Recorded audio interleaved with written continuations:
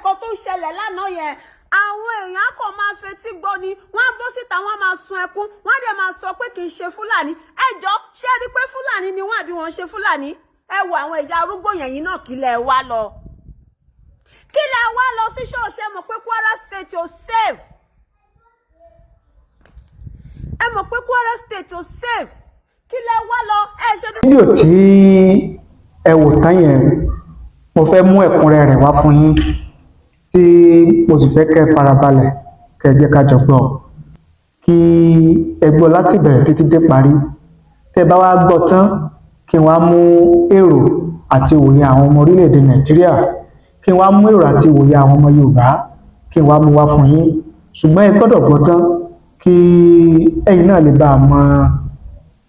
òótọ́ yìí náà máa sọ sí i kó lè bá a yé yín ẹ jẹ́ á gbọ́.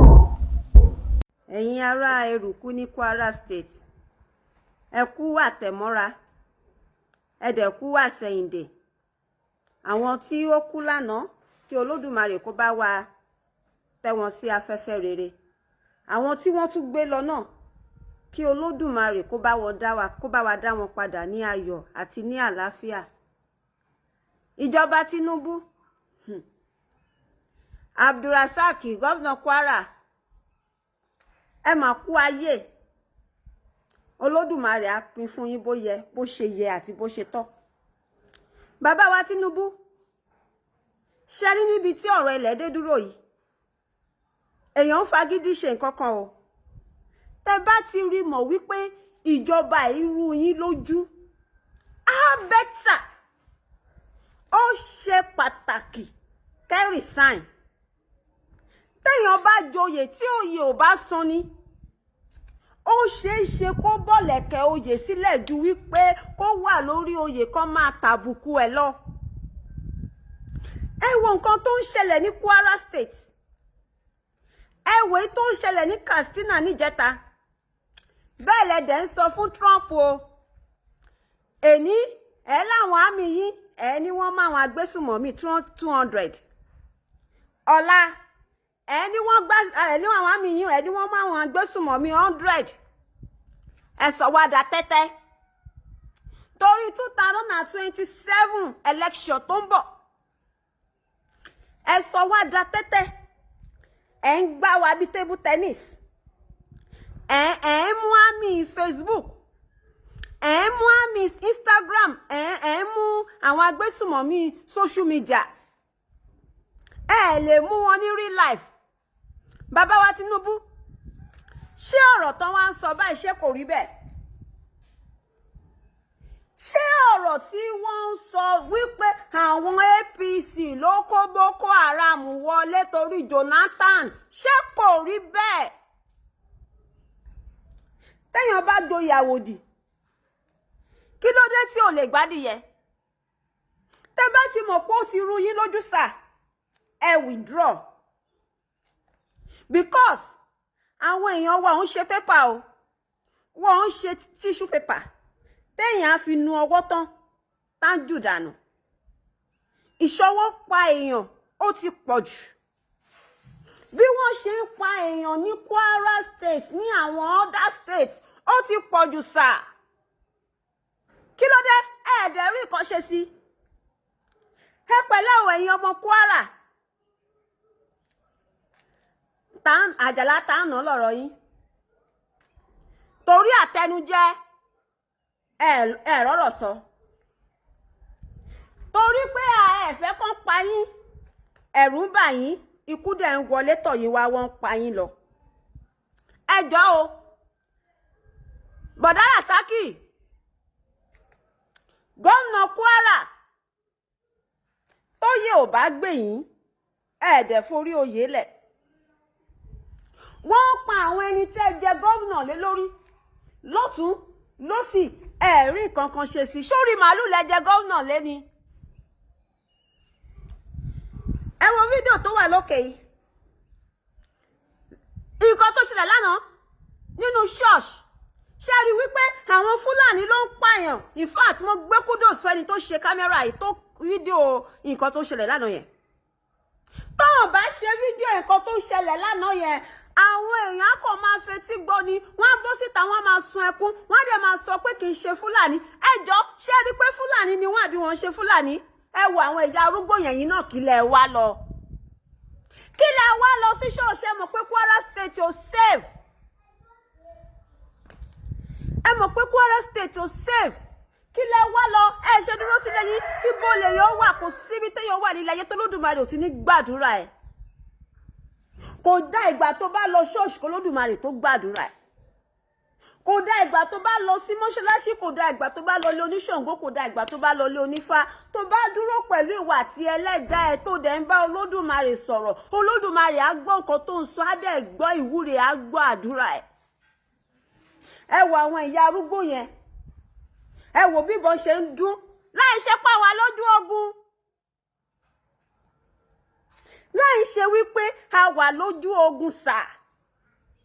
ẹ̀yin ọmọ Kwara ẹ̀ẹ́dẹ̀ rọ́rọ̀ sọ ẹ má gbàgbé o ọwọ́ ọ̀tún Buhari ó sọ ọ̀rọ̀ kan ní 5 weeks ago bọ̀ mo rí i pé àwọn ọmọ òtún òjíire àká ọ̀rọ̀ yẹn kún àárí ìkòkò dìmú lọ́rọ̀ yẹn ṣé Magalida náà ń pè ní àbí Magalada àbí kí ló sọ pé òun jẹ́ ṣé Galada ni àbí kí ló torúkọ ẹ bá mi ẹ̀yin fans mi ẹ bá mi kọ sí comment section orúkọ máa yẹn ó ní òun rí wípé àwọn OPC fẹ́ wá invade Ìlọrin wọ́n fẹ́ gba Ìlọrin lọ́wọ́ wọn làwọn ṣe gbé Buhari dìde.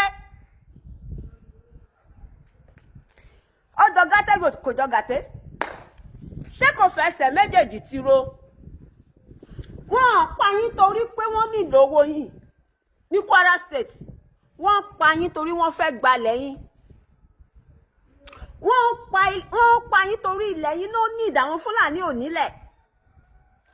àwọn dẹ̀ rẹ́dì tí wọ́n dẹ̀ ti bá yan ẹ́mà nílọrin bàbá wa onírìṣà ọ̀rọ̀ yìí kàn yín ṣé mo pé mi ò sọ̀rọ̀ mo like yín gan mi dẹ̀ lè ever disrespect yín láyéláyé mi dẹ̀ lè ever gbà kí èèyàn kan dọ̀tí yín láyé ṣùgbọ́n ṣe délé yìí ẹ jọ̀ọ́ sà ẹ bá wa wá nǹkan ṣe sí kí ọba Yorùbá máa jẹ nílọrin kí ẹ máa jọba lórí Fúlàní kí ọba Yorùbá jọba lórí Yorùbá kí ìyàtọ̀ wà kó ní kálukú mọ̀lẹ́ bàbá ẹ̀ àwọn ọmọ àtòkò wá balẹ̀ jẹ́ ẹ̀yin ọmọ àtọ̀ ń rìn wá tẹ̀wá fẹ́ agídí ẹ wá fẹ́ sọ̀rọ̀ ayé donílé tẹ́bá tẹ̀ tí wọ́n fẹ́ sọ̀rọ̀ ayé donílé ṣó wá sọ pé kẹ́pọ̀ nílé ni ṣó wá ní kí wọ́n pọ̀ nílé kó tó sọ̀rọ̀ àwọn donílé àwọn Ìlọrin dẹ̀ dúró àwọn ọba Kwara alátẹnujẹ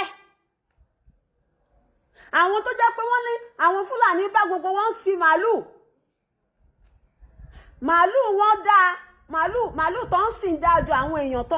tó ń jọba lé lórí lọ ẹjọ́ tó bá ti pa gbogbo àwọn èèyàn yín tó ń gbalẹ̀ yín sórí màálù lẹ fẹ́ jọba lé lórí ẹ̀yin ọba Kwara mo bèrè ní o ṣé orí màálù lẹ fẹ́ jọba lé lórí tó bá ti gba gbogbo ilẹ̀ yín ókè kò sáwọn ọmọ yín ní Nàìjíríà bí a jẹ́ pé ọ̀hún yẹn náà fẹ́ parẹ́ sí wọn ò wálé mọ́